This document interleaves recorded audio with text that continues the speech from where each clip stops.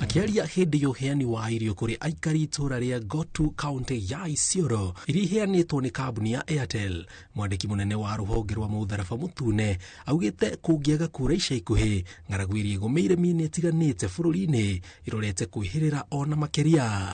The drought situation is still dire. I know there was a bit of rain in some parts in December, but that I would say has given some false hopes, and there are a lot of people who think that the drought is over.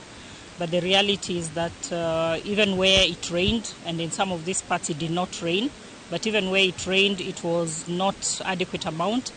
Augĩte gĩtaro kĩa rũgongo rwa bũrũri nĩ kĩmwe kĩa mĩena ĩrĩa kũhutio na njĩra nene amu thengia wa ng'aragu ĩrĩa ĩgũmĩire aikari bũrũri iria maheaga maĩ irorete kũhwa na gũtangiura ica ikuhĩ. Ũcio nĩ ũgwati ũngĩ ũkũrĩire Kenya maitho. January, now we are into February. It is hot, it is dry, there's no more rain, which means even any little gain that could have been made is actually going to be lost.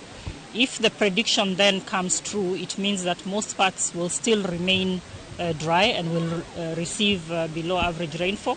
We are waiting for the assessment report from the National Drought Management Agency in the next week or so. Nĩ moreti a Kenya ũndũ ũmwe na honge itarĩ cia gĩthirikari mathiĩ na mbere na gũtũma ũteithio wa irio na mbeca, akiuga ciringi birioni 50 iria iheanĩtwo nĩ kambuni ya Airtel imwe ikũhũthĩka kũgũra irio na icio ingĩ gũthondeka ndobori iria ciĩna maĩ kana kũrikia iria ihwĩte. This is a more sustainable bit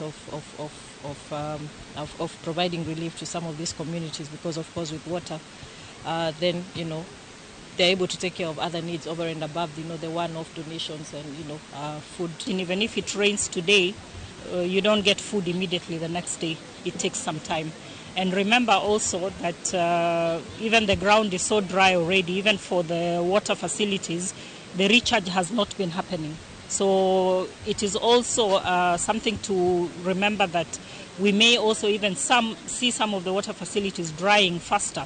Mũtaratara-inĩ wa ũheani wa irio ici mwena wa Isiolo, famĩlĩ 1,000 iria igũmĩirwo nĩ ng'aragu nĩ iramũkĩrire maguta, cumbĩ, ndengũ na ingĩ. Tumetosha dengu, mchele, mafuta, kila kitu sisi napata. Ndio tumefurahi, chumvi, tumefurahi. Hiyo ni kilo 25. Kilo 25 ya mchele na chumvi ya kilo na ile nyingine kilo 5. Gerifotera Inoro TV, jitagwo Jenga Waboi.